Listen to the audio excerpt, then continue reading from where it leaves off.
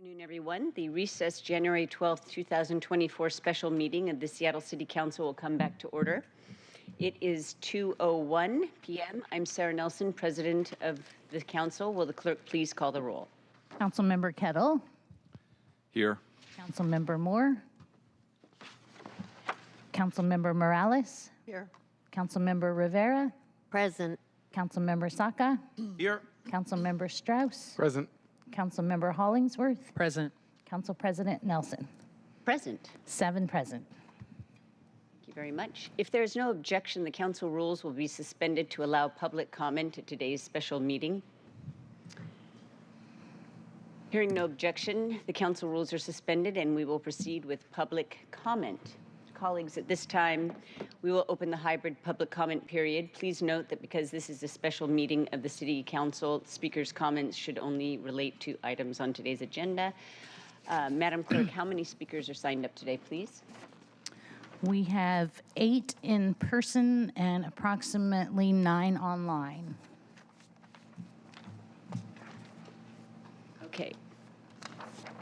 We will, I would like to recognize that Councilmember Moore has joined us.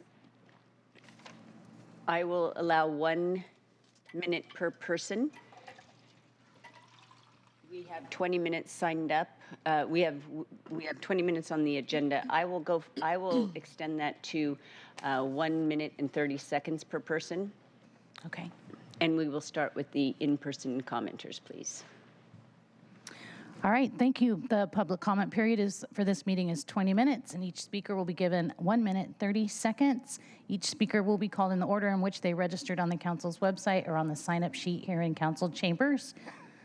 When a speaker hears a chime, that means there's 10 seconds are left of the allotted time, and once you hear the chime, we ask that you begin to wrap up your public comment.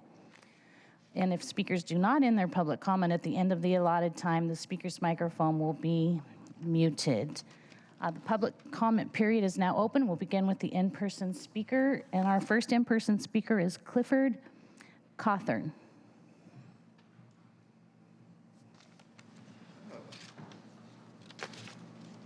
Okay. Sorry, that one did not work, so I'm going to have to crouch, so my apologies. Good afternoon, council members. My name is Cliff Cawthorn. I'm the Advocacy and Policy Manager for Habitat for Humanity, Seattle, King, Kittitas counties. I'm here today because the City Council vacancy presents a major opportunity to appoint someone that will have the expertise and vision to move the needle on housing in general throughout the city, as well as to address the comprehensive planning updates, one of the most important policy decisions you'll be making this year. As you know, Habitat's been working in this community for 38 years, helping to build community and build resiliency amongst so many in our city and our region as a whole. And this council has made great strides on addressing the housing crisis, but the work isn't done. That right now, housing is still at the intersection of so many issues that we face in our city, everything from homelessness to public safety to the quality of our environment, so on and so forth. And while I look forward to working with all of you in the foreseeable future in order to address all these issues, that one of the things I would ask you to consider as you go forward in this process is the work that we have to do, and more importantly, what we have to gain in terms of making sure we build more affordable housing, making sure we have all the tools at our disposal to increase supply of housing, as well as to make sure that we can build complete, connected, safe, and healthy communities. Thank you so much for your time. I'm honored to be here and see all of you, and have a happy Friday and a good day. Thank you. Our next speaker is Ray Dubicki, and following Ray will be Betty Law. Go ahead, Ray. Thank you, council members. Thank you for the opportunity to speak today. I am Ray Dubicki, a parent and renter in Ballard, and I am an applicant for position 8. More than just wanting the job myself, I really want to emphasize the importance of the comprehensive plan in your pick for the City Council vacant position. The updated comp plan must provide abundant housing in every neighborhood of the city. It will set the bar for housing affordability for the next 20 years, and it'll also decide if the city can afford all of our transportation investments or be on the glide path to failure on our roads and bridges. The comp plan must step away from the redlining and segregation of 20th century planning. Now, as a planner and land use attorney who has been writing about these issues, I do look forward in helping Seattle develop this comprehensive plan and prepare us for 2050 and beyond. Please prioritize abundant housing in the comp plan. Please select a city council member for the vacant position 8 that addresses these issues. And I do look forward to being that council member and working with you all in the future. Thank you. Thank you. Our next speaker is Betty Law, and following Betty will be Amy Chen Lozano. Hello, I'm asking for an accommodation for my vision issues, please. Yes, that's fine. Thank you. I'm Betty Lau, a longtime community advocate. Let's look at Tanya Wu's lived experience for getting things done. She manages a family business. She co-founded CID Community Watch that I know, I talked to her before. walks the neighborhood to check on unsheltered neighbors, passing out water, food, supplies, administering life-saving CPR and injections, connecting people on the streets to resources and help. She led conversion of a historic hotel to affordable housing. She listens, learns, and works collaboratively with others across a wide spectrum of perspectives and opinions to advocate for those who cannot speak for themselves.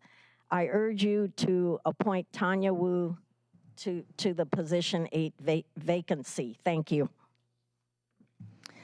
Thank you. Our next speaker is Amy Chen Lozano, and she will be followed by Betty Luke. Good afternoon, council members.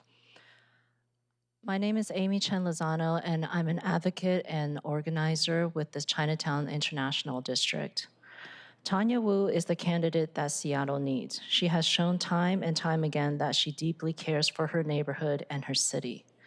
She has boots on the ground experience, and most importantly, she shows up. Tanya is widely supported throughout the city, but lost the election for District 2 by a very slim margin. I've emailed all of you an online petition supporting her appointment to the position 8 at-large position. We have, just in our region, we have 1,299 signatures, both online and translated, that we all went boots on the ground, getting signatures from our non-English speakers supporting Tanya. I started this petition because I deeply admire and respect the work that Tanya has done and believe in her vision for the future. Thank you. Thank you. Our next speaker is Betty Luke, and Betty will be followed by Ascari Addison. Hello, my name's Betty Luke. I am the sister of Wing Luke, who was the very first person of color elected to the Seattle City Council. I also am a diversity trainer, and I've conducted diversity training in 36 different states across the nation. And with that background, I'm here to urge you to choose diversity in your choice for the position 8 position. And I really recommend Tanya Wu. She's a person who is currently out in the community. When she shows up, people know who she is. When she shows up, they know she's going to listen.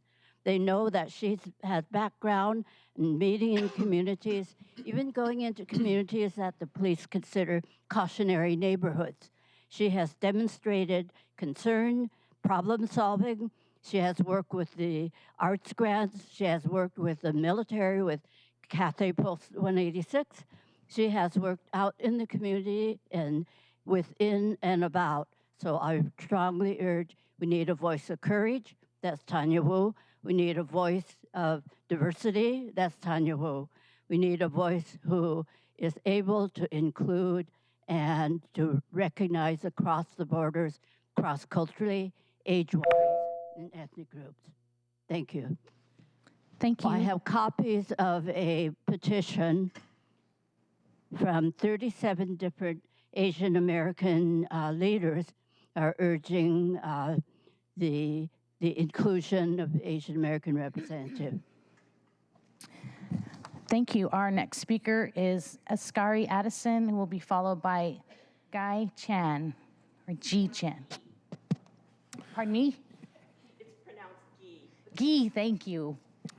Good afternoon, City Council. My name is Askari Addison. I've served in different capacities working in public health for most of the last 10 years, and I see homelessness, poverty, all of these different social colonial determinants of health as major public health issues that are influenced by the knowledge of the built environment and by the presence of people who have compassion as well as intelligence.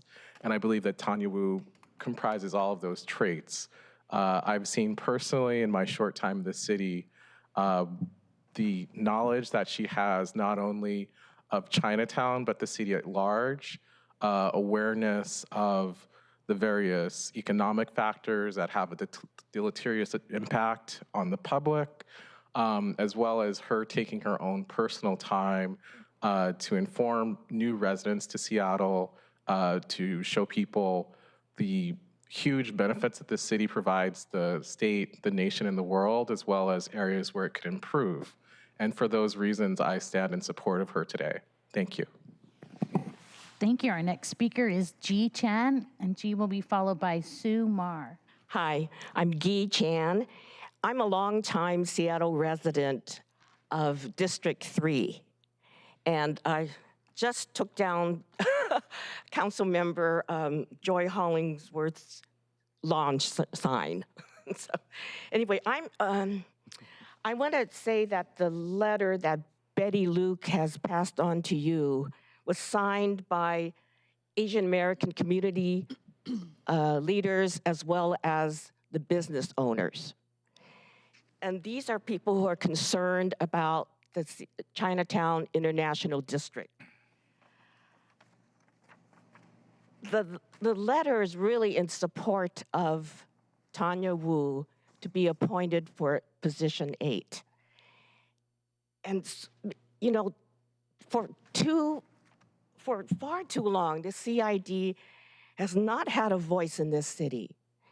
And we have all witnessed the results of never being represented. So Tanya Wu, as a council member, will truly represent our community as well as the city of Seattle. Asian Americans represent 18% of Seattle's residents. We deserve representation. Thank you. Thank you. Our next speaker is Sue Mar, and then I believe we have one more. I'm going to go check the sheet. Hello, my name is Sue Mar. I've lived in Seattle my entire life, and I once worked for the city of Seattle for about 32 years. Now I'm a small business owner in the Little Saigon area, a community that is struggling with constant crime, drug sales, and use and shootings. I'm here today to support Tanya Wu for City Council, position 8, representing voters on citywide issues. I volunteered for Tanya's campaign, and I learned a lot about her. She's kind, intelligent, responsible, thoughtful, and hardworking. Tanya spent every day attending meetings, events, and debates. She listened and talked to everyone, including homeless, victims of crime, senior citizens, business owners, and even people who had different opinions from her. During her campaign, and to this very day, she volunteers in homeless camps. Tanya has the right attributes to be a great leader. She has the energy, the motivation, a fresh perspective that will help implement balanced solutions to address Seattle's many issues. Tanya is forward-looking, hands-on, and collaborative. She has real grassroots experience, seeking timely solutions to issues, developing and managing affordable housing, working with small businesses, supporting organizations that provide social services to people in need. Tanya is different from other candidates. She led a successful protest. She organized and led rallies, protest marches, and public testimony to challenge the county and the city on a plan to build a mega homeless center on the border of the CID. This project was terminated. Tanya, with no political experience, had the guts to run for Seattle City Council. I watch with sadness the deterioration of Seattle, but working with Tanya gave me a little bit of hope that things can change in Seattle. The current City Council does not have an Asian American representative. Thank you.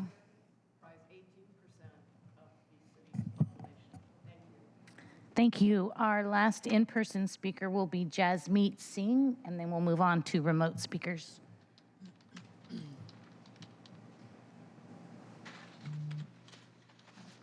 Dear Seattle City Council members, I have the honor of recommending Neha Naria to the vacant Seattle City position. I believe she will be a great success in the position.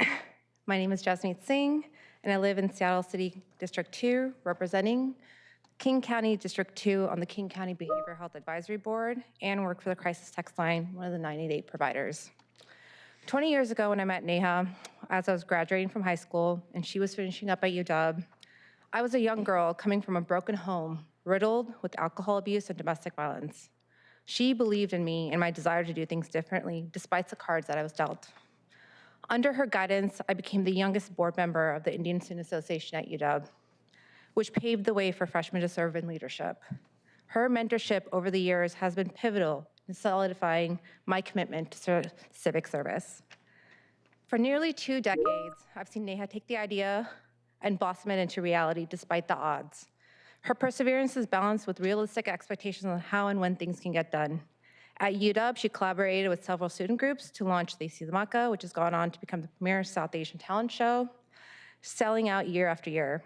After completing her master's and AmeriCorps, she returned to Seattle to revamp and rebrand the Seattle Pacific Hotel as a civic hotel, bringing to life her family and community's desire. When the pandemic hit, she pivoted and offered up the space to serve as transitional housing in alignment with her values to give back and support the homeless.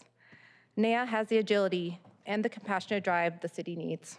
She's active, urging voters to vote. Thank you. We'll now move into our remote speakers. And as a reminder to the remote speakers, once I call a remote speaker's name, you'll hear staff say you have been unmuted, and then you need to press *6 to begin speaking. Thank you. Our first remote speaker is Eric Feeney, and Eric will be followed by Tia Petrovich. Can you hear me? Yes.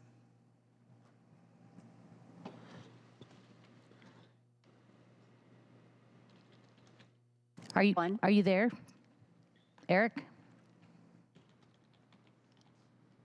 Yeah. Hello? Yes, go ahead, Can please. you hear me? Yes. Okay. Yes. Sorry, I must have a cell phone connection issue. I see this as an opportunity for the sitting council members to select. Oh, boy.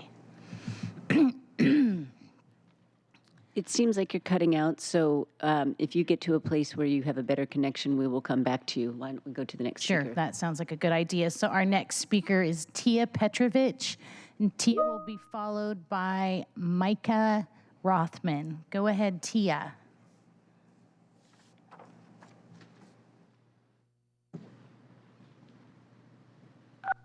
Good afternoon, Council, and thank you for the opportunity to address you remotely. My name is Tia Petrovich. I'm a 30-year resident of Pioneer Square. I chair the Pioneer Square Residents Council, and I work with several community and downtown organizations focusing on safety and health neighborhoods and safe shelter and housing for all. I'm speaking in support of Captain Steve Strand for appointment to Seattle City Council at-large position 8. Over the last few years, it's been my honor to work with Captain Strand in the realm of public safety, community issues and concerns, and reports, including statistics, trends, and policies. In my view, Captain Strand is a unique individual. He understands community. He gets human needs. He is always there to help neighborhoods be safer, and he's the first to call. When we call, he'll talk about the LEAD program, the CARE team, and other diversion programs for those who found themselves in trouble and need a helping way forward. Steve listens. He can interpret and translate policy in a way that makes sense to the average citizen. He's provided pathways for input and feedback, and he's incredibly compassionate to all. When talking with Captain Strand, it's like I'm talking to a neighbor and a broad thinker and a champion of people. I know how valuable Steve's been for my neighborhood and for West Precinct, especially as a critical thinking partner. I'm willing to share him with all of Seattle, and I support his desire to serve our community in this new arena. I encourage you to choose Captain Strand as your top choice when filling the City Council seat that's open. Thanks so much for your time, and have a great Friday. Thank you. Our next speaker is Micah Rothman, and Micah will be followed by David Haynes. Go ahead, Micah. Good afternoon. My name is Mika Karose Rothman. I am a resident of Judkins Park, and I commute via the 7 bus to Pioneer Square every day, where I work as an attorney. I am also a fourth-generation Seattleite. My great-grandparents immigrated to Seattle from Japan at the turn of the 20th century, and they lived with their families in the vibrant Central District. I am here today on behalf of over 300 community leaders across Seattle to offer our strongest support for Mari Sugiyama to be appointed to the vacant City Council seat. Mari is smart, measured, compassionate, and deeply committed to social and racial equity. Like me, Mari comes from several generations of Seattleites. Our families have been connected for 3 generations, and we share experiences and values. I know Mari cares very much about our city and will work tirelessly on behalf of our communities, especially the most vulnerable and marginalized. I know you all share this commitment and concern, and you'll find an incredible partner in Mari. Mari will also bring a fresh perspective and bold ideas to the council. She'll bring her extensive knowledge from her nearly 10 years of experience managing millions of dollars in the city's Human Services Department to help solve our city's most complex challenges. For more insights on Mari, I encourage you to read an op-ed written by Michael Wu, Larry Gossett, and Belma Valoria, which was published in the South Seattle Emerald today. Thank you very much for your consideration of Mari Sugiyama. Thank you. Our next speaker is David Haynes, and then we'll try after David to go back to Eric Feeney. Go ahead, David, please.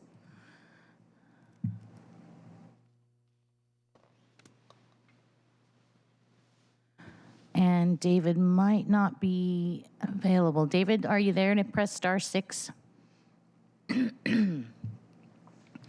Okay, can we try back with Eric Feeney? Eric, are you back online?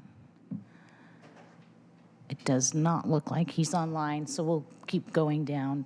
Okay. Our next speaker then will be Matt Malloy. Are you there, Matt? Hello, this is David Haynes. Can you hear me? Oh, now we've got Hello? David. Yes, go ahead, please. All right, thank you. David Haynes. This is another fraudulent special election with a criminally corrupt 20th century city chapter that needs to be changed to allow for the people to choose a replacement, not government officials. Right after the election results, we should have had the candidates apply. And then through that period of process, we should have been allowed to question them and allow the media to have town halls so that by the end of January, the people would be able to choose. Instead, we have a circumvention of our democracy, which resulted in a really bad choice the last time they had a replacement. Now, we need to have a fair and balanced forum for questioning the candidates, not more politically connected nonprofits who take payoffs from progressives and help progressives who've imploded Seattle. They help people get elected while censoring the questions from the local community. For example, Transit Riders Union needs to stick with solving all of these crisis and inefficient problems with public transportation. Instead, they want to dabble in politics and play racial games that basically have imploded our society. And the thing is, we've had bad policies coming out of City Hall for too long. And Tanya Wu knows how horrible progressive bottom-of-the-barrel policies have caused the Chinatown. I got attacked twice 3 weeks ago in 2 different bus stops at 5th and South Jackson and 4th. We need her to represent at the council. Thank you. Our next speaker is Matt Malloy, and Matt will be followed by Genevieve Courtney. Go ahead, Matt. Hi, Council. I am Matt Malloy, a Green Lake resident, speaking on the Position 8 appointment. I'm one of the 6 dozen candidates who announced their intention for Position 8. I apologize I couldn't be here. I had to substitute teach today. But my candidacy is a long shot. There are many qualified candidates with years of experience who warrant serious consideration. I'm not here to advocate for myself, but I want this platform to talk about the most important issue this temporary appointment will face, which is the comprehensive plan. The comprehensive plan will serve as a roadmap for growth in the city for the next 20 years and beyond. The first 2 speakers spoke to the importance of the comprehensive plan. I want to emphasize its importance as we become a climate sanctuary for future refugees. Allocating appropriate resources is vital at this time. The council at this time lacks a strong urbanist voice, one who will advocate for those without a car like myself. Many of you are homeowners and don't understand the struggle of renting in the city. We need a bold plan for dense urban growth across the whole city, not just the urban village approach. That includes the 70% of residential land zoned for single-family homes. Most of you come from a professional background, have distanced yourself from the blue-collar and service industry work in the city. Please pick someone who shores up your shortcomings and highlights the valuable new perspective you all bring to the council. Pick someone who will challenge you to learn and about the city from a new point of view. Thank you for your time. Thank you. Our next speaker is Genevieve Courtney, and Genevieve will be followed by Gary Lee. Hi, can you hear me? Yes. Great. Hi, my name is Genevieve Courtney, and I'm here to speak out for the support of Tanya Wu. I am a resident of North Beacon Hill, and I am a doctor, and I am a park steward for the Jose Rizal Dog Park, and I'm also a bike commuter, and I bike through Little Saigon every day in 12th and Jackson. During these bike commutes, just me, one person, I've witnessed 3 shootings. And I've met with Tanya Wu about this and about the issues that are going on in Little Saigon and the surrounding international district. And she uniquely understands these issues because she is boots on the ground right in there trying to help this community that is currently underrepresented,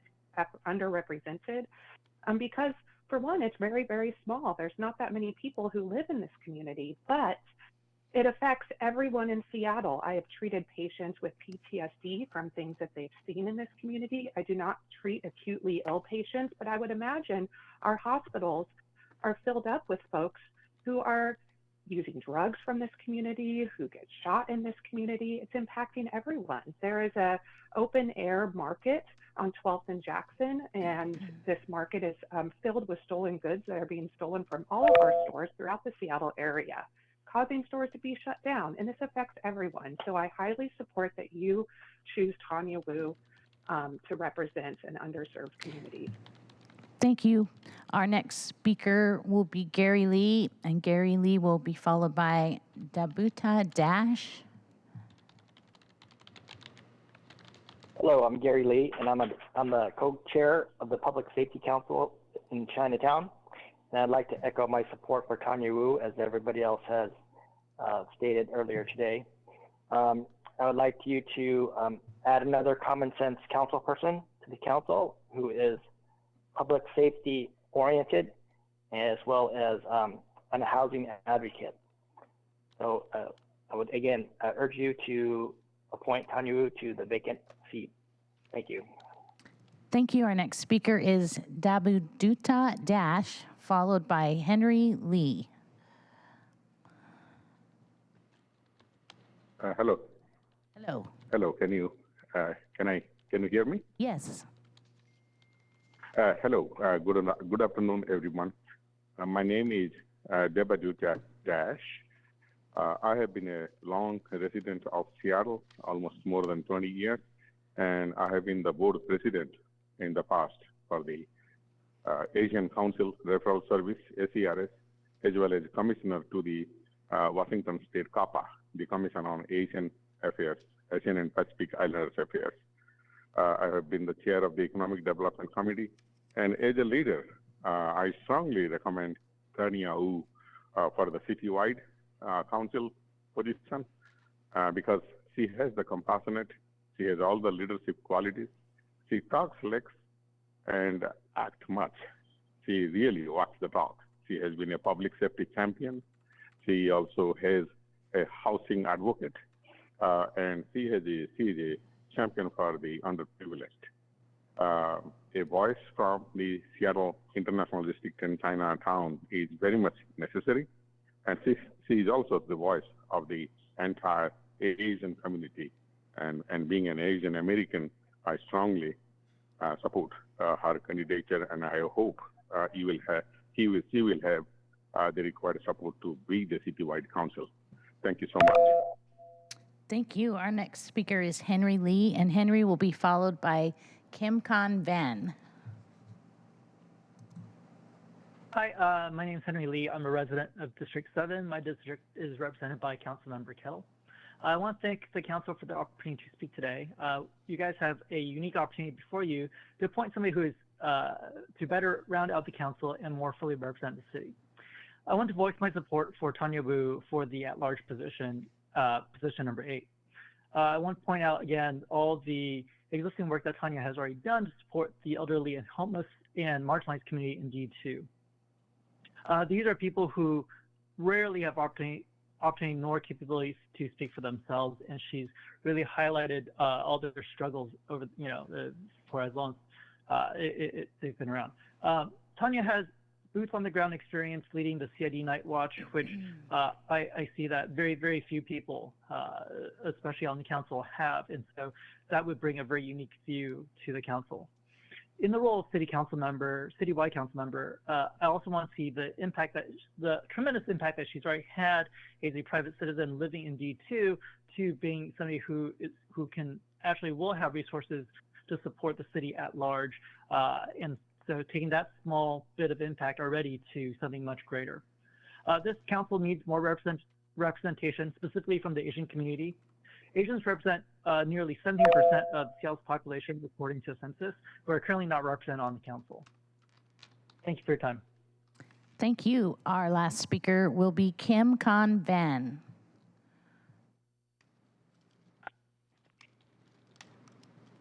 Hey, can you hear me? Yes. Yes, my name is Kim Con Van. You pronounce the name as Kim Con Van, which is fine. That's the Americanized version. I am a Renton City Council member, an attorney, a small business owner, a JAG lawyer with the United States Army Volunteer Reserve. But I come to you today not in that role. In a role as a former child refugee from Vietnam who resettled with her family to Seattle. From Ballard, graduating from Garfield High School, proud dog, and now having moved to Renton. I'm here to support Tanya Wu for the citywide position 8 because Tanya is collaborative, she cares, she listens, and she gets results done through her experienced leadership. I've witnessed through the pandemic where community members were being harmed because of anti-Asian sentiment, hate crimes. Tanya was first to come to support. And this is not because she was running a campaign. She's who she is, authentic, and she cares. She comes and speaks to unsheltered communities, supporting them, also making sure we work collaboratively with our city officials, making sure that we have gun violence prevention working in Rainier Beach communities. Her second thing that she's done that I witnessed is the housing, really boots on the ground. I mean, a lot of the speakers have mentioned it, but I want to reiterate how she wants to house our unsheltered brothers and sisters. And it's the work that I've done in reparations work, she has also supported. So I ask that you look at all these things she's done, not only that she's a representative of CID, but for Little Saigon, for all the marginalized voices out there. So please give us a voice. Again, I'm a former child Vietnamese refugee. Thank you. Thank you. And that's our last speaker, Council President. Thank you very much. So the public comment for today's meeting is now closed. Everybody is here and ready to go. Okay, so our first item on the agenda is item 1. Would the clerk please read item 1 into the record? Agenda item 1, selection of community organization to host a public forum. Thank you very much. Actually, the first item on today's agenda is some thank yous here. I just want to let people know that we speak more into the mic. Folks in the audience and out there watching, today, if you're counting, we're at day 10 of a 20-day process, and we have before us 72 eligible candidates, applicants that we will be needing to cull. So I just want to say, first of all, that it was no small feat to get us to this point. It is, with that many people, it was a monumental task to make those available online, redact the personal information. A huge thank you to the clerk staff and the folks upstairs on the 3rd floor who really did the work to make sure that they were available to the King County staff over there that were checking the details of the applicants to make sure that the minimum qualifications were met. obviously Clerk Shireen Stedman and her team here. We couldn't have done it without you working very, very late hours. And to our counsel, Lauren Henry and Allie, Deputy Central Staff Director. Everybody deserves a thank, and mostly, I want to say, thank you to the people that stepped up out there to offer themselves for service, for public service. So with that, also, one thing, my staff as well. They've been keeping me on track here. Anyway, let's move forward with, can you please read item 1 again? Agenda item 1, selection of community organization to host a public forum. Okay. I move that Seattle City Club be selected as the community organization to host the public forum. Is there a second? Second. Second. It's been moved and seconded to select Seattle City Club as the community organization to host the public forum. As a sponsor, I'll address the issue and then open up the floor to comments. So 19 community organizations submitted an online form that provided feedback on the format, the questions, and the accessibility considerations of the public forum. And of those 19, 2 of them submitted a letter of interest to host the forum, the Transit Riders Union and the Seattle City Club. The Transit Riders Union is and I'm quoting from the website, a democratic organization of working and poor people taking control over our own lives and building up the power we need to change society for the good of humanity and of the planet, end quote.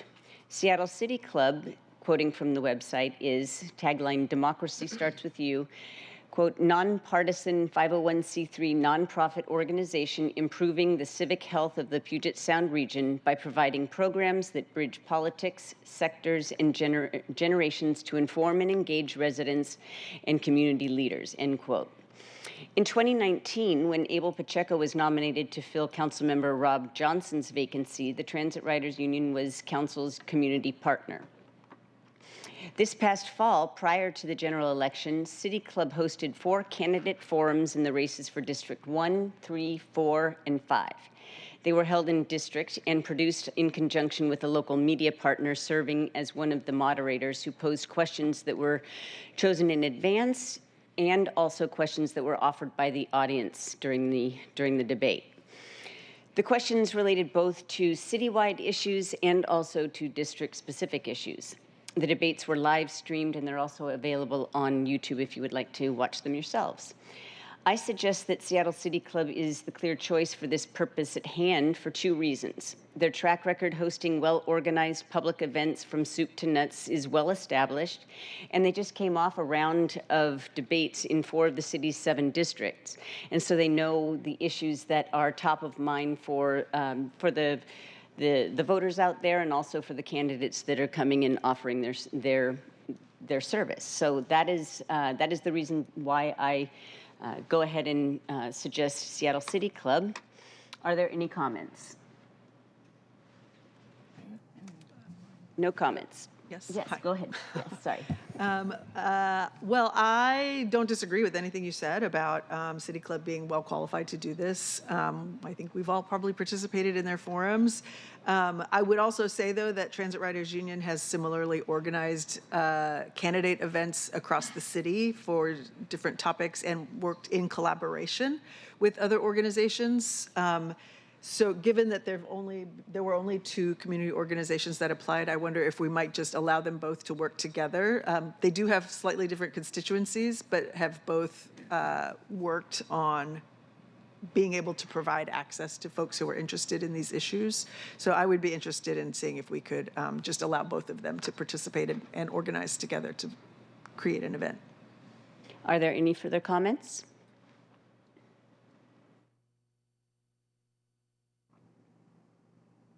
I have a comment, but I don't think is my mic connected? Yes, it is working. Yeah. Okay.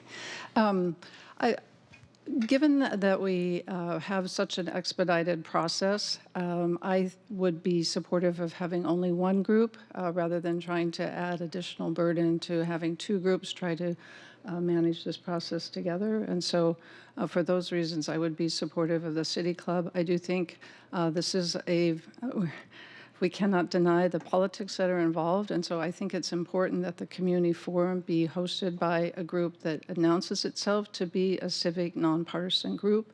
I think, however, we should send a very clear message to them that they need to do maximum outreach so that all of the communities who want to have input are aware of the forum and are able to participate, able to submit questions, so that everyone is feeling that they've had an opportunity to be heard. Thank you, Council President. Are there any further comments? I would just add that every organization, not every organization, but of the 19 organizations that I already alluded to, many of them did submit questions. And so what will happen with those questions is that they will be sent to the organization that is chosen, in this case, hopefully Seattle City Club, and that organization will work with our clerk's office on logistics and those questions and additional questions that come in before the actual forum will also be considered by those organizations. So this is not that any organization is excluded. I also agree with Councilmember Moore that choosing one organization just to organize the logistics is the most wieldy option. Can I ask a follow-up? Yes. My understanding is that there aren't really resources for the organization, whoever it is, to organize that. We will very likely have that forum here in Bertha Knight Landis. Is that established, or is that? That's the information I'm going with right now. But however, I do know that that Seattle City Club does have access to other venues. It's my understanding that Seattle City Club has access to other venues, but I am operating on the assumption that it will be in Bertha Knight Landis. If there are no further comments, may we please proceed to a vote? Councilmember Kettle. Aye. Councilmember Moore. Aye. Councilmember Morales. Yes. Councilmember Rivera. Aye.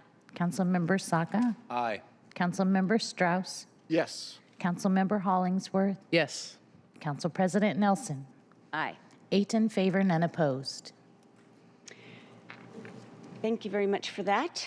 All right. Will the clerk please read item 2 into the record? Agenda item 2, selection of City Council vacancy position 8 finalists. All right. So we have 2 things to do today. Our tasks are to choose a process and then come up with a narrowed list. And I first want to provide some context here because it's unusual that a majority new council has a nomination process as the first task at hand. And so I want to provide some history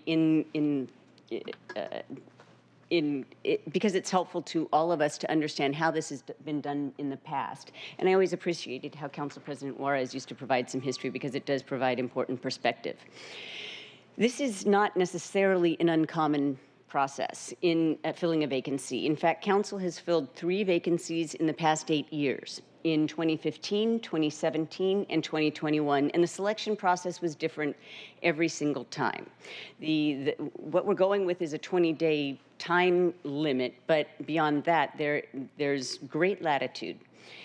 So I'm just going to go through, in 2015, in April, Council filled a vacancy for position 9 in 2 meetings, starting with 43 candidates. And so how that happened was that the council president came to that meeting, to the first meeting, with a list of 8 candidates, and a motion was made by Councilmember Burgess, duly seconded and carried to advance them for final consideration at a subsequent meeting, and then they picked their finalists. And after 2 rounds of voting at that meeting on April 27th.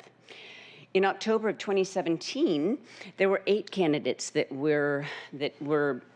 had been put forward to fill a vacancy. Now, this was an election year. This is in 2017, when positions 8 and 9 were on the ballot. When Mayor Murray resigned, Councilmember Burgess, who occupied position 8, I believe, was not running for re-election, took over as mayor. So in this case, a placeholder was the only option, so a caretaker position was the only option because that person would serve until right after the election results were certified.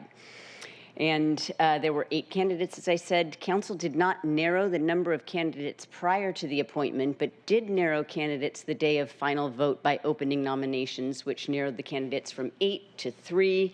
And then those 3 were voted on until one received a majority vote, and it took only 1 round of voting. So Kirsten Harris Talley received a majority vote and was elected and appointed to fill that position 8. And then most recently, and then filled it until Councilmember Teresa Mosqueda took over right after the results were finalized. And then most recently in April 2019, 11 candidates were in the offing. Council did not narrow the number of candidates prior to the appointment, but did narrow candidates the day of the final vote by opening nominations, and then it narrowed it down to 3, and those 3 were then voted on, and so on. So that is the last 3. That's the last 3 that were actually easily available in the legislative database. But prior to 2015, this is interesting. For Jim Compton's resignation in 2006, there were 98 candidates. All right, they each had 3 minutes to speak at the council meeting. They were narrowed down to 14 semifinalists and then to 6 finalists. Sally Clark was then selected to fill the position, and she opted to run for that position, for the permanent position later, at the end of the appointment. In 1996, there were 2 vacancies that council filled. So you get my point. What I'm trying to say is that variation is the norm in this process. And so I recognize that the process that we have chosen to fill this vacancy, people might have differences of opinion for how we're doing it, but the fact is that even though it's done differently every year, there are the conditions under which we are filling this vacancy are different in 2 very, very, very important respects, all right? And so we're in a different position here. First of all, we must comply with an additional layer of rules as set forth in the Seattle Municipal Code section 393010 passed in 2017, which requires a public forum to interview candidates hosted by a community organization. That is a new requirement. And we received, as I said, 75, winnowed it down to 72 applications that were eligible. And that's a lot to go through. And so we have got to narrow the field to make a manageable public forum. We can't have a public forum with that many candidates, so by necessity, we must narrow the field to a small enough number. I believe that the discussion should be meaningful and that questions can be asked that allow for a meaningful response. Second, the charter provides that public notice of a vacancy, this is the second factor that's different in our case, the charter provides that the public notice of a vacancy can be made a maximum of 7 days before the actual resignation.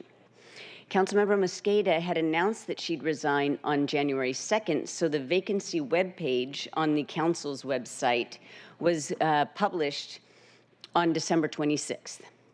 Under a different council president and before we had a fully formed city council. So that made things a little bit difficult going forward. In 2019, Councilmember Johnson announced in December that he'd be leaving council for a job at Climate Pledge Arena, but he didn't resign until 4 months later. So there was a long period of time in which it was known that he would be leaving, and the resignation came 4 months later.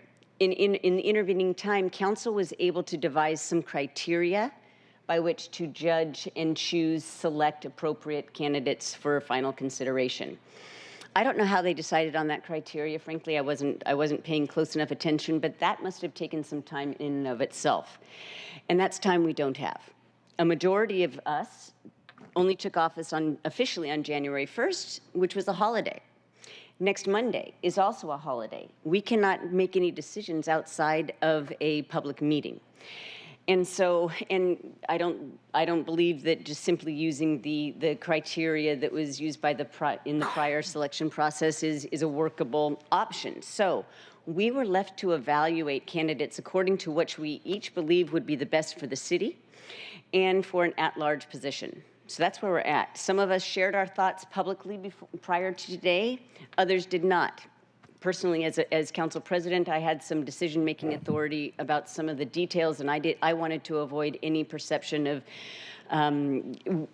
influencing the process through voicing my preferences, so I did not, but others did, and that is fine too.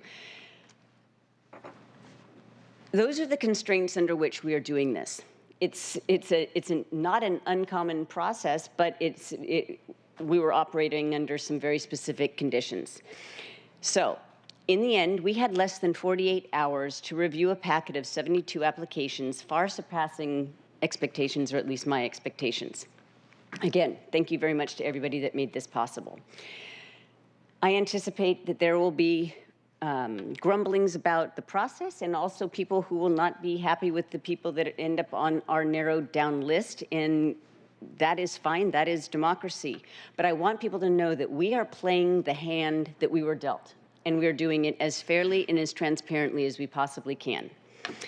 So that is the context. Now, we are going to then approve a procedure.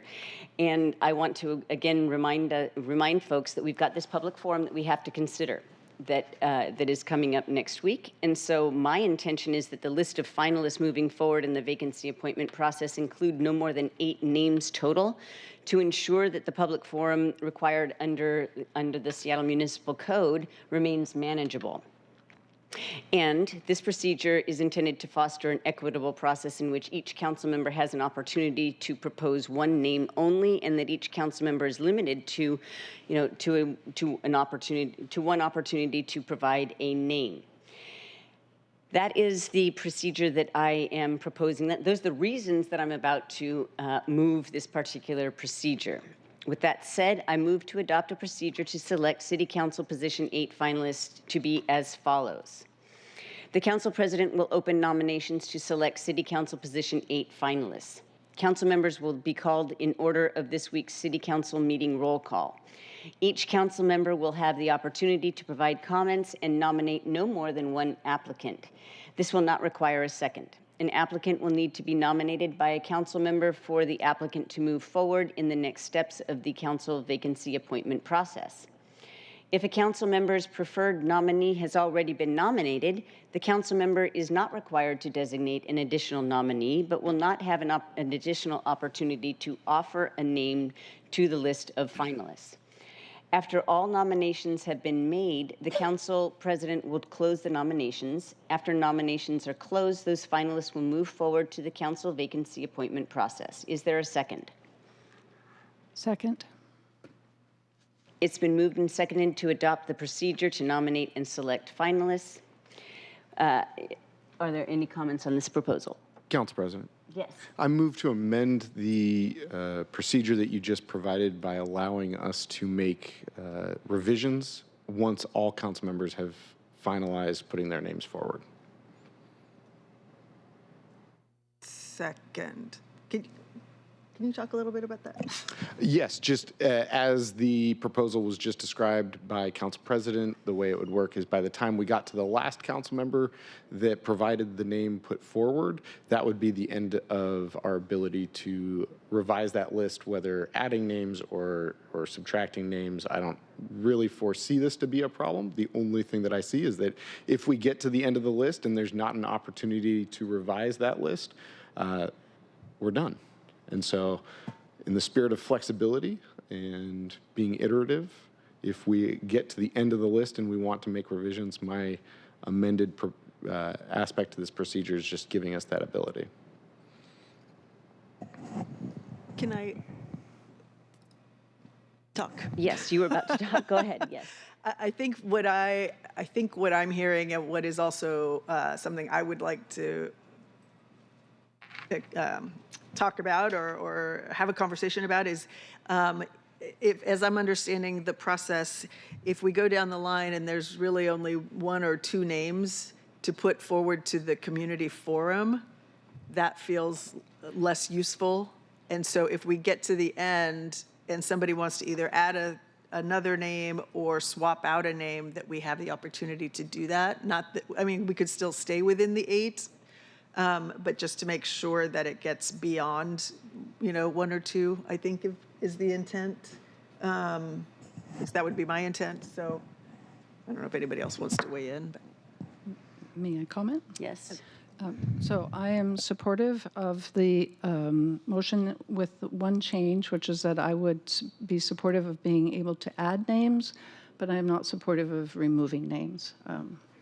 So with that change, I don't know if you would consider that an amendment. I will second a friendly that. amendment. Yes. Amelia is going to give us some directions on how we're How going many names are we talking about with that amendment? Potentially adding. If I could just clarify, at this point, the motion's been made, it hasn't been seconded, and it's been revised. So at this point, it is the property of the mover to determine at this point what he would like to proceed with as far as accepting the language that's been provided. So you can modify your motion right now because it has not been seconded. I will modify my motion to allow for additional names to be added. So once we get through all 8 council members providing their name, allowing the flexibility to add names as long as we are not exceeding 8 total names. Good. Second. Great. I'm sorry, may I speak? My understanding of the motion was to allow us to expand the pool of nominations beyond 8. I would obviously be supportive of setting a certain number. I am not supportive of removing nominated names from the list, and that's how I understand your amendment.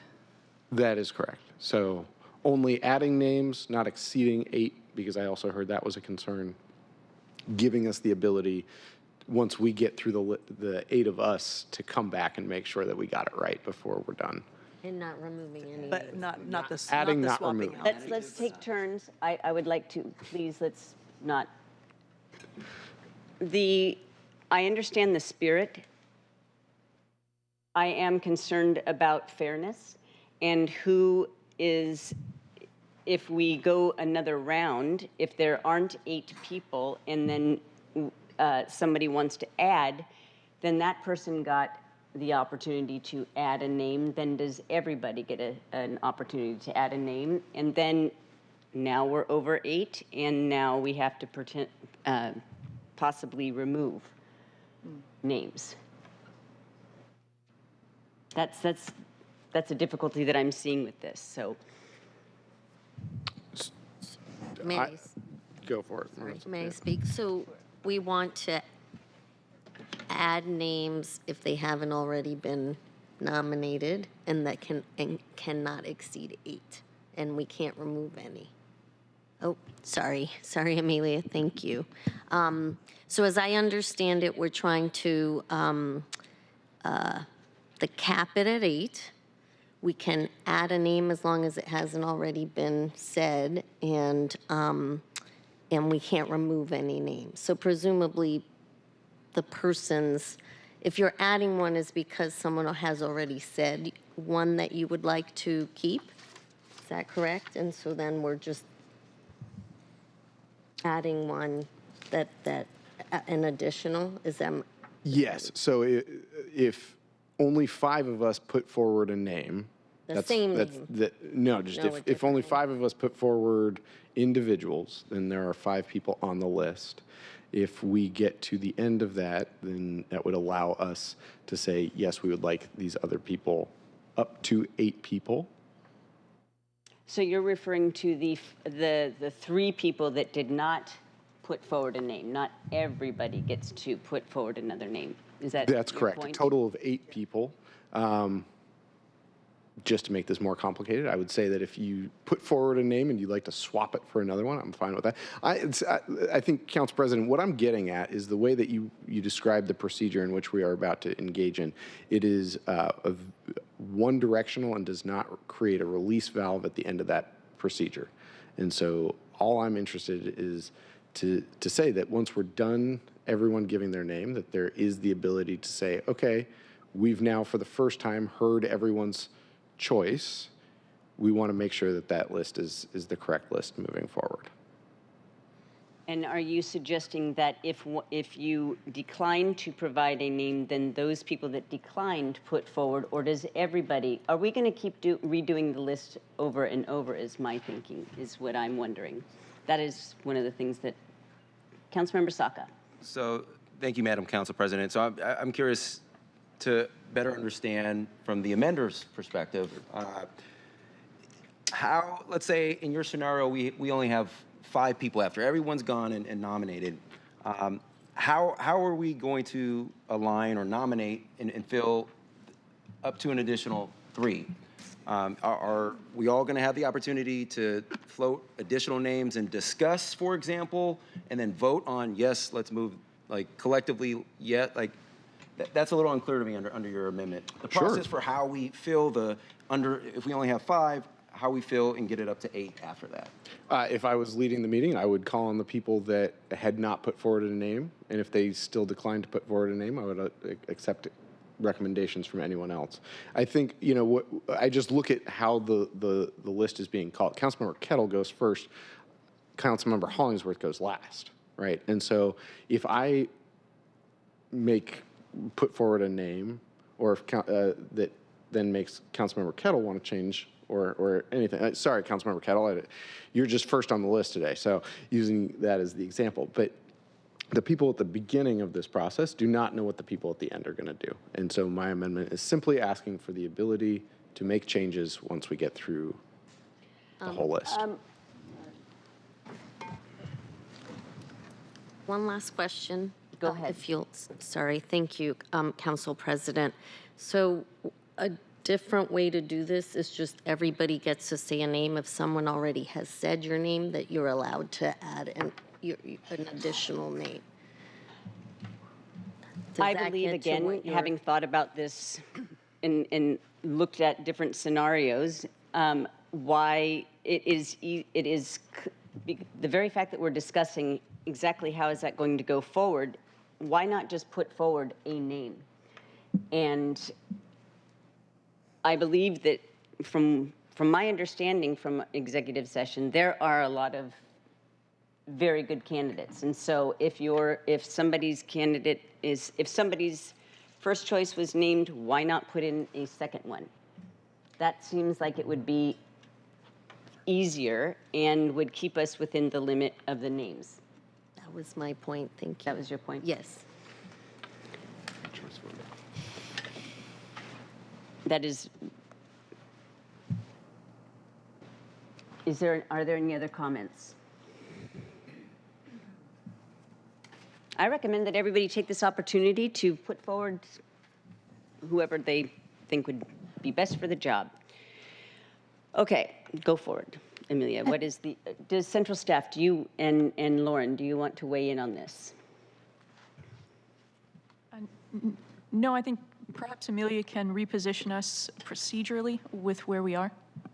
Yes, at this point, the motion to amend the procedure by adding additional names, but not up to 8 names to be presented, is before the council. It's moved and seconded, and there has been debate. So at this point, if the council is ready, then the roll call can be made for you to vote on that amendment.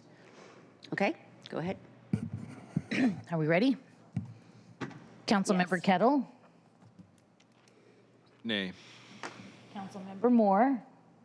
Nay. Councilmember Morales. Yes. Councilmember Rivera. Nay. Councilmember Saka. Nay. Councilmember Strauss. Yes. Councilmember Hollingsworth. Yes. Excuse me. Council President Nelson. Nay. It's 3 in favor and 5 opposed. Okay, the amendment fails, and we will proceed to a vote of the procedure as described, as moved. Will the clerk please call the roll? Councilmember Kettle. Aye. Councilmember Moore. Aye. Councilmember Morales. Yes. Councilmember Rivera. Aye. Councilmember Saka. Aye. Councilmember Strauss. Yes. Councilmember Hollingsworth. Aye. Council President Nelson. Aye. 8 in favor, none opposed. Thank you. The motion carries. Okay, now the the work begins to proceed with to the selection of City Council Position 8 finalists. This week's City Council roll call starts with Councilmember Kettle. Councilmember Kettle, you're recognized in order to make a nomination, and you're welcome to explain why you are making the nomination that you are, and you do not have to do that. And again, if you choose not to make any nomination, we can just pass it to the next person. Thank you, Madam Council President Nelson. I appreciate it. And also thank you to all the applicants, as mentioned earlier. Thank you to all the applicants who put their name forward. It's very important to have a strong interest, to have such a strong interest far beyond the previous recent experiences. So thank you for that history lesson. That's helpful. In my review of the 72, we have strong candidates across many areas: the tech world, community involvement, government sector, the veteran community, the urban development / real estate, and also legal. So we've had many exceptional, strong candidates to look from. I also want to take the opportunity to thank also the community for reaching out and expressing your support for the various applicants. I've heard it both in email, I've heard it here in chamber. It's very helpful to receive those endorsements. Moving on, President John Kennedy was quoted as saying, "I have pledged myself to a continuous encouragement of initiative, responsibility, and energy in serving the public interest." I like that, you know, the continuous encouragement of initiative, responsibility, and energy in serving the public interest. This goes to leadership and good governance, which is key criteria. Further, my criteria includes, you know, the work and professional experience, academic background, and importantly, civic involvement. Being a civic volunteer, a community leader, you know, someone who has experience working with the various elements of city government and having that perspective of engaging city government. I think that's very useful. So, with that said, and mindful of the Position 8 committee assignments, I nominate Tanya Wu. Thank you. Go ahead, Councilmember Moore. Thank you very much, Council President Nelson. And I just wanted to start by saying thank you for your navigating this very complicated and widely unnavigated territory. And I believe that you are attempting to do it with full professionalism and transparency, and really giving council members an opportunity to have a voice in how this goes forward, rather than it being dictated solely by the council president, as has been done in the past. So I do appreciate that. As was mentioned, the city clerk received over 70 applications to fill this vacancy with all of the supporting material. That was over 600 pages worth of documents in a very short turnaround. I got those on yesterday. And I just want to reassure everyone that I personally read every single page that was submitted, as did my chief of staff. So both of us read all 600 plus documents, and were able to have a very thorough discussion, even on a short period of time. I would note that we received applications from every sector of the community, from nonprofits, tech, the arts, real estate, government, and more. Everyone pretty much talked about the needs of our city, and spoke of their backgrounds, some coming from deep roots in the community, some being recent transplants here. And many spoke of their community involvement and ongoing community service. So to that point, what I wanted to say is, while we only have one vacancy seat to fill up here, we are going to have many vacancies on our commissions and boards, and perhaps other task forces. And so to all of those who have expressed a desire to serve their city, this is not the only opportunity in which you may do so. And so I would encourage you to look into our boards and commissions and other opportunities to serve as a volunteer in the city of Seattle, and bring that commitment and expertise forward for all of our benefit. As Council President discussed, this is a very expedited process, and I think all of us were somewhat surprised at the level or number of applications that were received. So that was both a daunting number, but also a positive in that, again, as I said, it indicates many people are very interested in serving their city. But that does mean, and because we have this additional requirement of having to have a community forum, which I think is a good idea, it makes it difficult to turn this around in 20 days with so many people, and also to make that community forum actually an effective forum for candidates to be fully vetted by the community. And so while it would have been my preference in an ideal world to allow every person who submitted an application to go through that community forum process, and then for us to then be back here, that is simply not possible. Also, given that our committee meetings will be beginning in the early part of February. So again, not to make the perfect enemy the good, perfect enemy of the good, we are having to move forward. So I evaluated each applicant's application for their active involvement in their community, their demonstrated commitment to public service, and their hands-on experience with the biggest challenges facing our city today, which are public safety, homelessness, and affordability, and also climate change. And I realize that this is an incredibly consequential choice in front of us, and we all take it very seriously. My first name has already been put in nomination, which is Tanya Wu. But in the spirit of trying to make this a process where more people get to participate and the community is gets to hear from additional candidates, I am going to offer a second name in nomination in that spirit. And so I would be pleased to nominate Neha Naria for this seat. Thank you, Council President. Councilmember Morales, excuse me. Thank you. Well, thank you, Councilmember Moore, for reminding folks of the many opportunities to sit on boards and commissions and get involved in local government in other ways. We have a lot of boards and commissions, so there's no shortage of opportunity. As I said during our first council meeting of the year, my focus has been on finding a candidate who can bring some background experience in some of the really big decisions that we're going to have to make this year. The person selected for position 8 will sit on the Transportation Committee, on the Housing and Human Services Committee, Land Use, and will chair Sustainability, City Light, and the Arts and Culture committees. So before reviewing the candidates, and I also read through all 618 pages, so that was a lot to do last night. But before we got the list, I created my own spreadsheet of qualifications that we used in my office to sort of evaluate all the candidates and figure out who might be the best fit for this vacancy. There are many people who applied who have experience, not in everything, but in one or two areas, significant experience in policy, administration, budget, or even some of the particular areas of expertise. So that said, I am going to nominate Mari Sugiyama.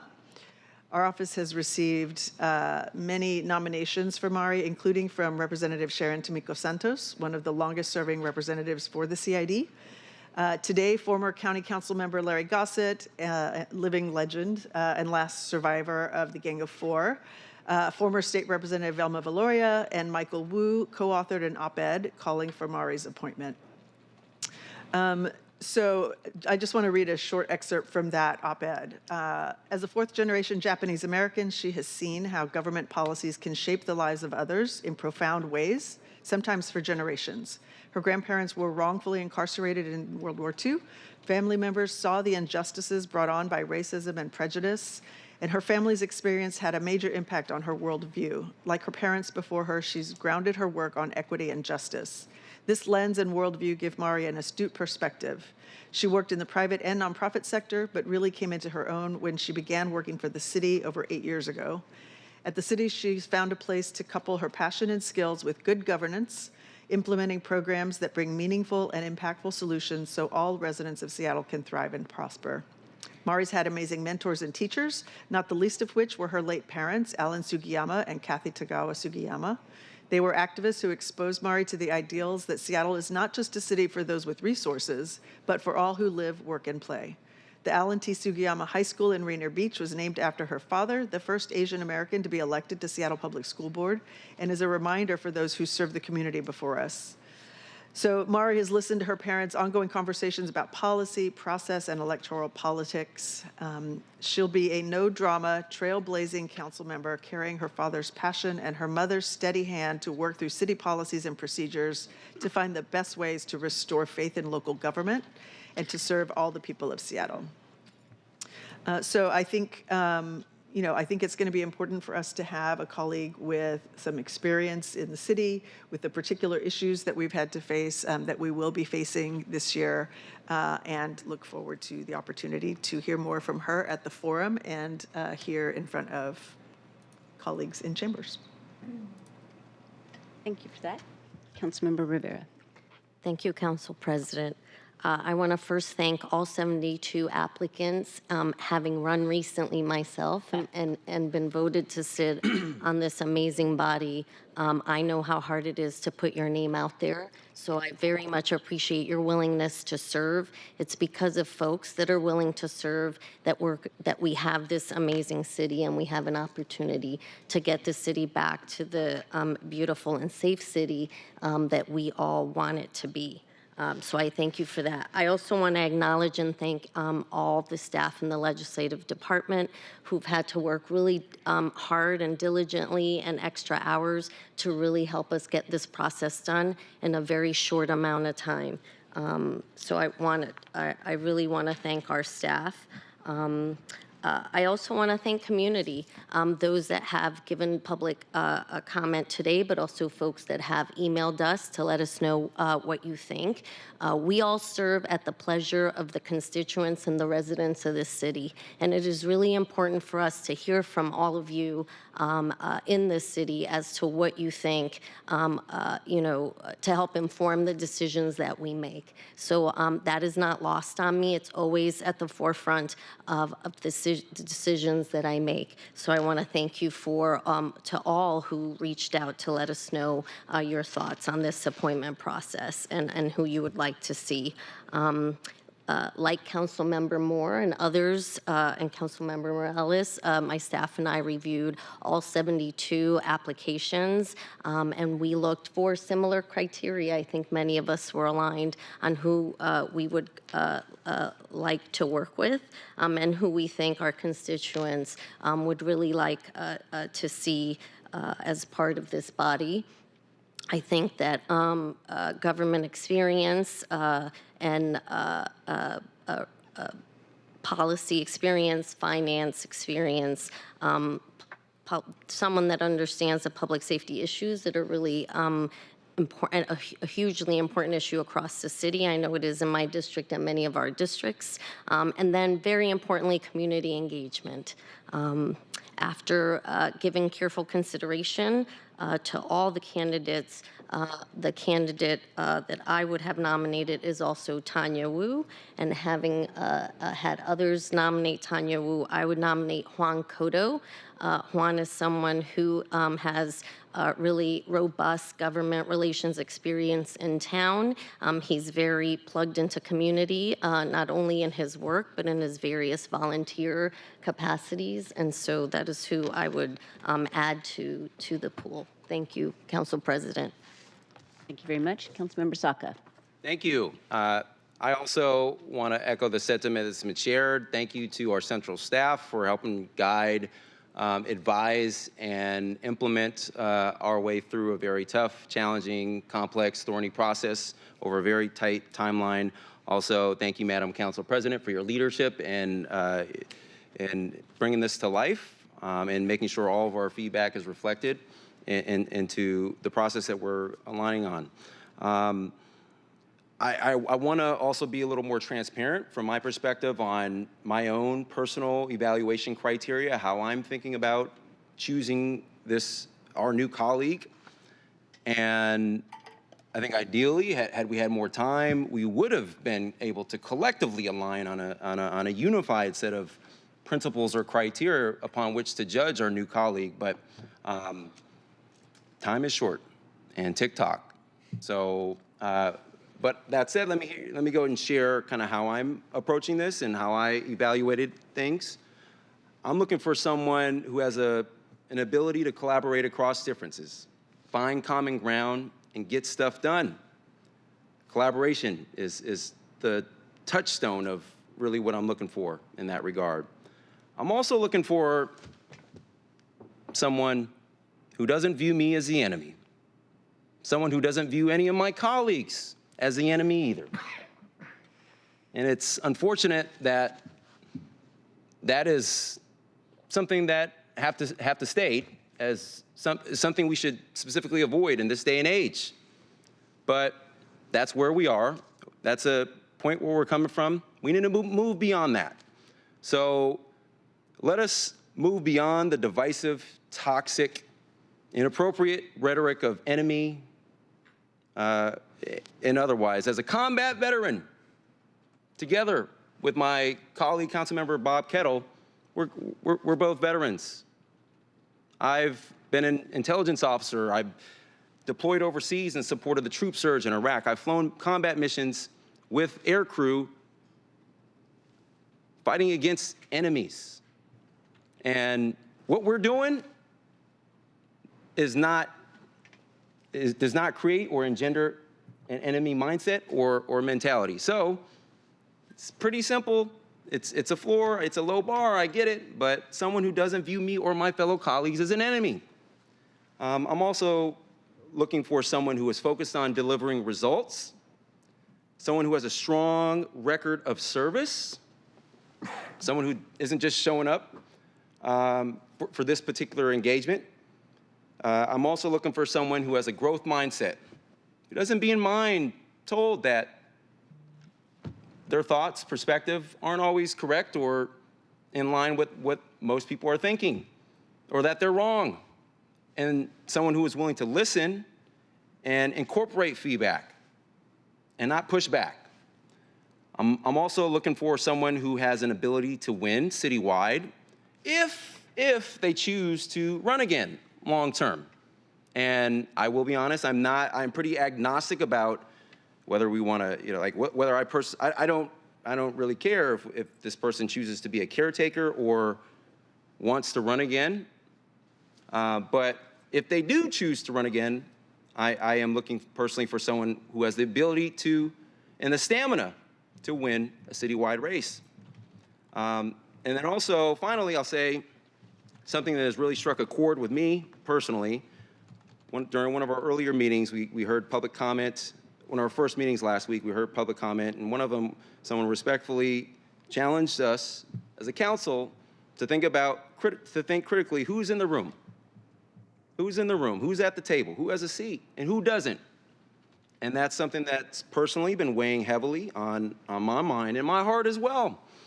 And to be even more explicit, I want to members of our local Asian American community who are demanding a seat at the table, demanding that we consider any number of exceptionally qualified candidates.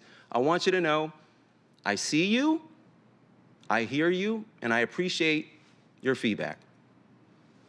So that's how I approach this whole process. That's the evaluation criteria upon which I chose to arrive where I'm at today, right now. So, and thank you everyone who applied. A lot of exceptionally well-qualified people. I also reviewed 600-plus page doc, line by line, and my chief of staff helped me review as well. So we had multiple layers of review in my office, and I very thoughtfully considered everyone. And a second plug to, or a third plug maybe, to all the boards and commission opportunities. That's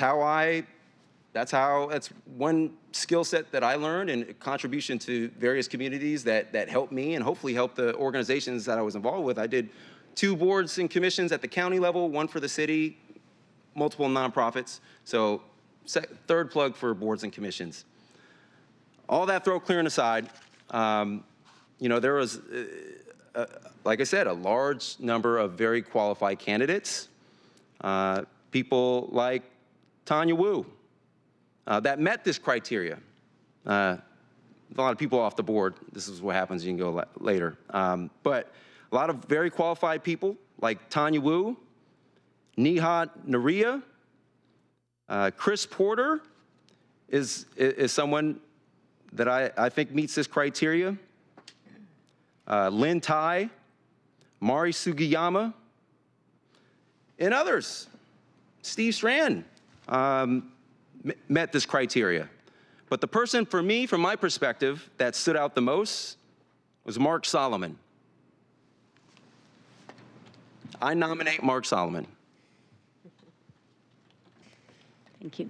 Councilmember Strauss. Thank you, Council President. Not only do Councilmember Saka and I sit together, we stand together on a lot of what you just said, Councilmember, especially about choosing somebody who is not viewing any of us as the enemy, who is here to work together collaboratively to find common ground to the biggest intractable problems that we have to solve this year. For me, the criteria that is, focusing on these basics of being a good partner, that somebody that puts the city above themselves, that does not put others down to put themselves up, so that they put themselves up on their own accomplishments and their own work, and that they work well together with others, that they're focused on the basics of governance and government. It's important for me that this individual has a knowledge of government, whether it's the city, county, school board, port, has either worked inside or with, that they have had a track record of community involvement, and that they have a knowledge of not necessarily all of these subject matter areas, but at least one of them. And the areas that this person will chair is sustainability, city light, arts and culture, serving on housing and human services, land use, libraries, education, neighborhoods, and transportation committees. With that, Council President, colleagues, I would nominate Vivian Song for this position. Thank you very much. Councilmember Hollingsworth. Thank you, Council President. The cool thing about going last is you see everyone else picks. So I've been crossing people off, but I really want to thank, and I don't want to. I know a lot of people have said this, the applicants that put yourself forward. A lot of us who just ran, it was really hard running. It's hard to put yourself out there. It's hard to be vulnerable. It's hard to, navigate a political world. And so to put yourself in there, to submit an application, to put together a resume, to put together all the packets and then hit submit, knowing all that information is going to be publicly shown is very hard. And so I just want to thank everyone for putting their name in. And I also want to thank the community groups that put their name in. I read through a lot of those questions that they asked, and they were really good. And they talked about a lot of the issues that were going to go on with our city. And so when we were looking through this process of all the applicants and trying to figure out some of the requirements, but also what we're looking for, just personally, I'll speak personally, as for a colleague, positive leadership was one. Community roots and that experience was another one. A collaborative approach, so not either or, up, down, that there's some nuance to a lot of the issues that we're talking about today. And it's not right or wrong, it's everyone has different perspectives. And then also constituent services. City Hall is the front porch to a lot of our city government. And so I think it's really important that someone that understands that wants to be out there connecting with community, serving our community, and being just the nuts and bolts of just constituent services, responsiveness, which I think is huge. And a lot of the priorities that we have, I was very transparent about it before, is we have a public safety issues going on in our city. And so someone that really, the public safety means different things for different people in different communities, but someone that really holds that to heart, someone who is passionate about economic development and economic mobility for certain communities that are underserved, and also understands about essential government services.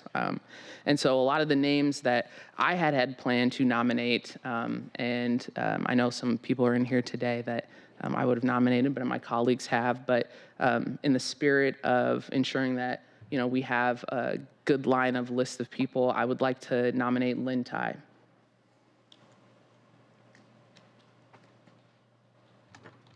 Thank you very much. Okay. I am the last person to speak, and the thing that I was really looking for was somebody who was going to run for office this year, because as I said, in fact, I don't remember if I actually said it in this meeting. It seems like the day has blended together. But the point is that I would like somebody who's willing to step up and run when this, in the general election this year in the special election, because we have a lot of really important decisions to make this year. And there's the transportation levy. There is going to be a massive lift to figure out how to balance the budget and everything else in between. And I would like the person that is in this seat to be the person who is going to have to live with those decisions that they make over the next nine months. The tendency to promise more than we can deliver long-term is what I believe has gotten us into this position. And so I am very much looking for somebody who's going to be willing to be accountable for the decisions that they make when they're at this dais. And so that was my first criterion. And then my second was somebody who's very, very strong on public safety. Public safety was the defining issue that was in this election. And it's clear that we've got some very good candidates that we're entertaining right now, who on the trail and off have stated that keeping our people citywide safe and ensuring that our neighborhoods are welcoming places, not just for residents, but for small businesses, is important.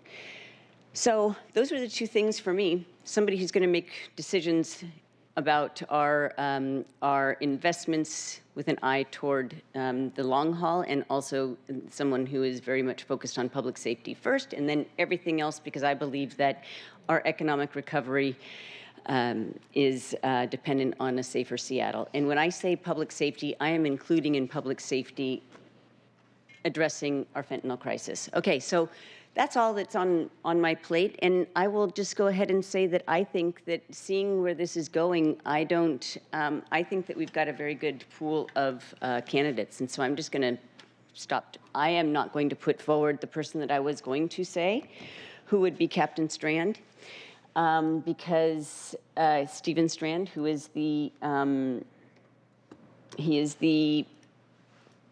West Precinct captain, and he's on the front line. I would like to go ahead and read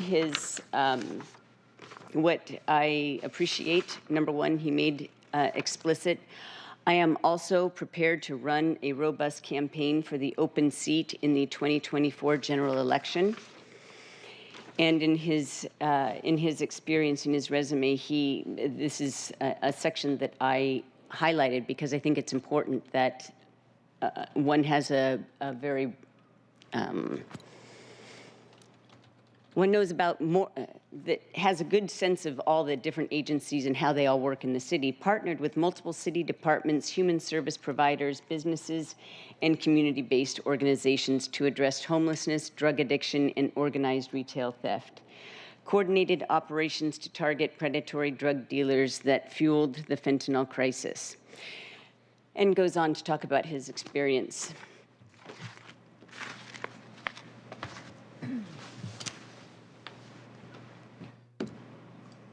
Have you ever applied for a job and you felt like maybe you wanted to make sure that you were being taken as a serious candidate, and you wanted to make sure that that you were going to be given consideration equal to everybody else? I believe that we've got I'm struggling with the fact that we've got 7 already candidates, and we have to have a very meaningful public forum, and you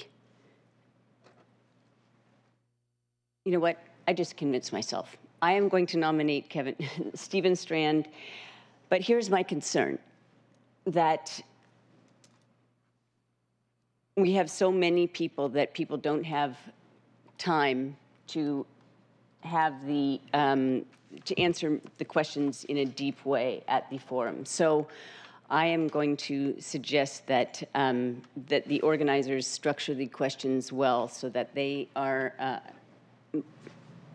so that everybody could get a chance to express themselves and answer the questions. So perhaps narrowing the choice of questions that are asked all the candidates. How's that for my first presidential act? Changing my mind on the dais. Yeah. So so there we go. Madam President? Yes. Thank you for clarifying that you were, in fact, nominating. I don't know if this is the right time, but how and when will we start to have a conversation or understanding of what January 22nd will look like? Because that is, as I recall, the opportunity for this body to now have a conversation with these 8 candidates. Do we have a structure for that yet? So here's my proposal. And yep. Before we proceed, can we just can we confirm that the nominations at this point are closed? Sure. Thank you. Okay, sorry. I thought there was some other procedural thing necessary. Okay, it worked out. We all put forward a name. It didn't get messy. We all didn't have to game the system, and we have 8 candidates now. I would say that the process is closed. Okay. Now we need to vote on the list, correct? No? We do not, but Okay, good. would we like to restate all of the nominees? Why don't you go ahead and do that? All right, and my apologies if I mispronounced any of the nominees, and please verify as well, too, that your nominees have been represented. Councilmember Kettle, Tanya Wu, Councilmember Moore, Nihai Naraya, Councilmember Morales, Marie Sugimaya, Councilmember Rivera, Juan Cotto, Councilmember Saka, Mark Solomon, Councilmember Strauss, Vivian Song, Councilmember Hollingsworth, Lynn Tai, and Council President Nelson, Stephen Strand. Yep. All right. So I propose, let me just focus on the next step. So what's going to happen next is that there will be a communication between the clerk and the public, the Seattle City Club. I propose that the Seattle City Club also help structure the interview questions for the meeting of the 22nd so that we just outsource that process altogether so that they can, knowing what questions were not asked at the forum, suggesting they can work with the clerks or, well, central staff on how to proceed with the actual interview, because that is another requirement of the law that we're working under. So am I answering your question? Mostly. I do think that, well, I would be interested to know from my colleagues the extent to which you would like to be involved in shaping the questions that get asked on the 22nd here as well. Or if there's, maybe our plan is to interview the candidates individually, or I just don't know if like 2 minutes at a forum and 2 minutes here in chambers is going to be sufficient, or if folks are interested in having a deeper conversation with the candidates. I'll go if I may. I am not planning on interviewing any of the 8 people who've been nominated. I wanted to leave that to the community forum and then to our questions. I guess what I would like to be able to do is, I support that idea that Council President has put forth, maybe to add additional questions to what the forum comes up, to leave that door open in case they haven't covered any particular ground that I'd like covered. Are there any other questions about what happens next? Okay, so to conclude, if there is no further business to come before the council, we've reached the end of today's agenda. Our next regularly scheduled council meeting will be held on January 16th at 2 p.m. Hearing no further business, we are adjourned. Thank you. Oh, we don't say thank you. Recording.